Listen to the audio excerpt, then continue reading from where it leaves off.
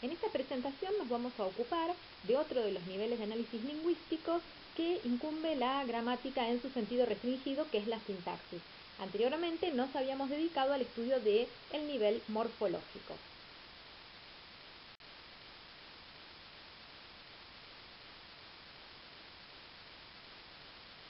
En el caso de la sintaxis, nosotros vamos a estudiar también la palabra, pero ya no nos va a interesar cómo veíamos en la morfología la palabra en relación a su estructura interna, adentro, el análisis de los morfemas, sino que desde el punto de vista sintáctico lo que nos va a interesar es la relación de la palabra con elementos externos a ello, es decir, con elementos que están afuera de la palabra, no adentro como era el caso de la morfología. En tal sentido, tenemos que ver esto que es muy interesante. Nosotros tenemos dos niveles que conforman lo que sería el sentido restringido de gramática, que es el nivel morfológico y el nivel sintáctico, ¿sí? Entonces, el nivel morfológico tiene unidades que nosotros ya las vimos. Una de esas unidades es la palabra. Nosotros hablábamos de la palabra en morfología como la unidad superior, ¿sí? Decíamos que analizábamos la estructura interna de la palabra en elementos mínimos que eran los morfemas. Para la sintaxis, la palabra también es una unidad, es decir, que comparte la unidad con la morfología, pero la palabra ya no va a ser estudiada como la unidad máxima, como era en el caso de la morfología, sino que va a ser estudiada como la unidad mínima de la sintaxis, es decir, la primera unidad de la sintaxis. En eso se diferencia la característica de la palabra analizada desde el punto de vista morfológico o vista desde el punto de vista sintáctico. En tal sentido, retomamos la idea de la palabra para la sintaxis. A la sintaxis lo que le va a interesar, el estudio de la sintaxis, lo que interesa es la relación de una palabra con el resto de las palabras, es decir, a eso se le llama relaciones sintagmáticas, que lo vamos a explicar hacia el final de esta presentación. Vamos a ver ahora cuáles son las unidades de la sintaxis. En primer lugar, para entenderlo más claro, vamos a comparar un cuadrito que nosotros ya habíamos visto en otra de las presentaciones sobre morfología y uno nuevo sobre sintaxis. Si comparamos los dos, vamos a ver algunas cosas que coinciden y otras que no, ¿sí? En las unidades de la morfología teníamos al morfema, teníamos la palabra, que hablábamos de que era una unidad intermedia, y hablábamos del sintagma, que es una unidad mayor que la palabra. Pero cuando hablamos de las unidades de la sintaxis, ya vemos que hay un cambio. Ya vemos que la palabra está en el piso inferior y que en el piso superior tengo la oración y en medio tengo el sintagma. En tal sentido tengo la palabra como la unidad mínima de la sintaxis, el sintagma como la unidad intermedia de la sintaxis y la oración como la unidad máxima. En tal sentido, miremos esto claramente. El sintagma es una unidad intermedia, por eso se ubica entre la palabra y la oración. Ahora nos resta ver qué es un sintagma, porque es un elemento que lo venimos mencionando en las distintas presentaciones, pero todavía no lo definimos. Lo importante es que podemos deducir qué es, ya que lo vemos entre una palabra y una oración, conceptos que seguramente en algún momento a ustedes han visto. Bien, una palabra es constituyente del sintagma. Quiere decir que el sintagma está constituido por palabras. Ahí ya tengo un primer acercamiento al concepto. A ver, lo que tengo que tener en claro es que la palabra es una construcción morfológica, pero no es una construcción sintáctica, ¿sí? La palabra es una construcción morfológica, pero no es una construcción sintáctica. ¿Qué pasa con el sintagma? Es la unidad intermedia. ¿Qué pasa con la oración? Es la unidad mayor de la sintaxis. Y es una construcción que no es un constituyente de una construcción mayor. ¿Por qué? Porque el límite de la sintaxis está en la oración.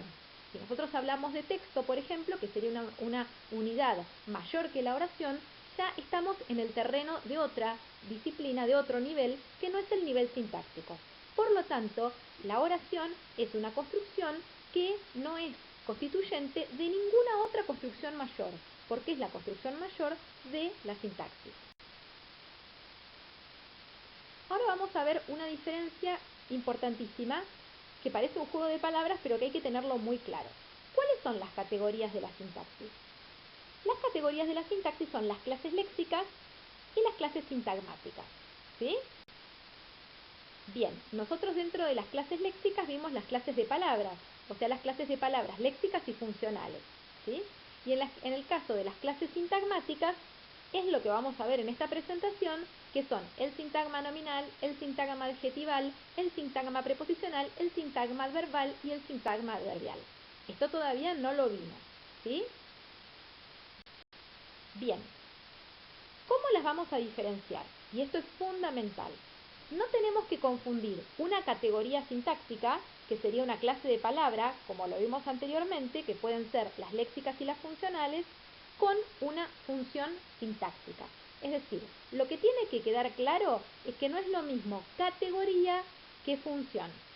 Cuando yo hablo de categoría, me refiero a un elemento de la lengua que voy a definir a partir de sus propiedades intrínsecas, es decir, por sí mismo. Si yo digo que un adjetivo, los adjetivos flexionan en género y número, que hacen referencia a cualidades, etcétera, etcétera, etcétera, lo estoy definiendo en función de sus propias características, de sus propiedades intrínsecas. Ahora, si hablo de la función del adjetivo adentro de la lengua, voy a referirme de otra manera. No existe la función adjetivo, ¿sí? Entonces, mientras las categorías sintácticas dependen de las propiedades intrínsecas, la función sintáctica depende de las relaciones que establezcan esos elementos con otros constituyentes de la lengua, ¿sí? En un caso hablamos de relaciones paradigmáticas y en el otro caso hablamos de relaciones sintagmáticas. Para explicar las relaciones paradigmáticas y las relaciones sintagmáticas, yo tomé este ejemplo. Este ejemplo implica esto. Si yo voy a comprar un auto, seguramente me van a ofrecer un conjunto de autos para que yo elija entre la totalidad de modelos, colores, tipos, lo que fuere, ¿sí? Entonces, yo tengo un conjunto de elementos que responden al mismo objeto que estoy buscando y voy a elegir de todas las posibilidades cuál es el que más se adapta a la idea que yo quiero de auto. Ahora, si yo elijo el auto rojo y quiero estacionar, yo voy a tener que buscar un lugar para ese estacionamiento que esté libre, porque yo sé como conductora que no puedo ni subirme arriba de otro auto que está estacionado, ni parar en doble fila, ni nada de eso, sino que para estacionar tengo que hacerlo en medio de dos autos, en un espacio que quede libre, ¿sí? Ustedes dirán, ¿todo esto a qué nos lleva? Nos lleva a que cuando hablamos de relaciones paradigmáticas, hablamos de elementos que tienen algo en común y que están asociados en la memoria y que se pueden comparar. Por ejemplo, si yo ahora les digo, no sé, bueno, a ver, díganme nombres de flores. Ustedes van a empezar a decir un montón de nombres de flores, así como puedo decir un montón de nombres de autos, o de marcas de autos o de modelos, ¿sí? Esos están asociados en la memoria y se asocian por algo en común, que puede ser muy variable, y yo los puedo comparar. Ahora, y esas son las relaciones paradigmáticas, forman un paradigma, ¿sí? Es como el paradigma verbal, un listado de cosas. En cambio, cuando yo hablo de relaciones sintagmáticas, hablo de relaciones que se dan en la linealidad de la lengua, es decir, son presentes, no están en la memoria, ¿sí? Si yo les digo, armen una oración con la palabra flor, ustedes van a tener que armar una oración donde los elementos se den en sucesión, sean sucesivos, porque no pueden pronunciar dos palabras a la vez. Como tampoco yo puedo estacionar donde quiero, tengo que estacionar en un hueco entre dos autos, pero no puedo estacionar ni arriba ni al costado porque eso no se puede, ¿sí? Entonces, esa es la diferencia entre las relaciones paradigmáticas y las relaciones sintagmáticas.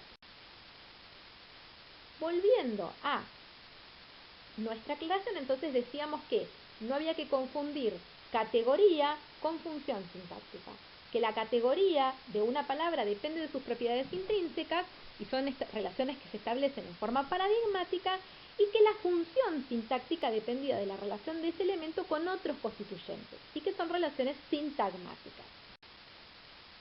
Vamos ahora a un ejemplo de la lengua.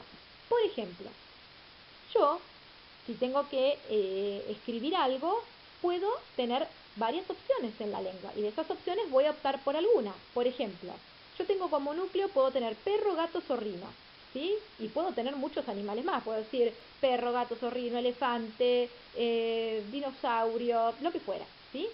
Puedo decir el perro, mi gato, mi zorrino, lo que fuera.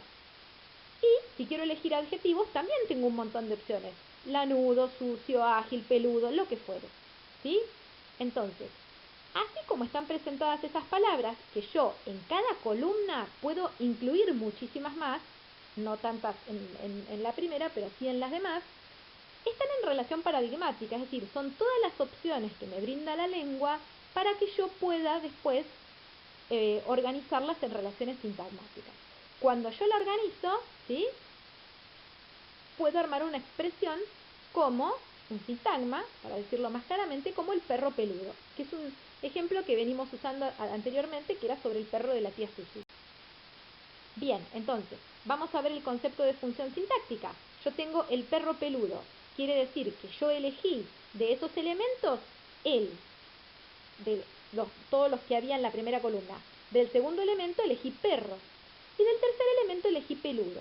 Ahora, lo que quedó es un sintagma.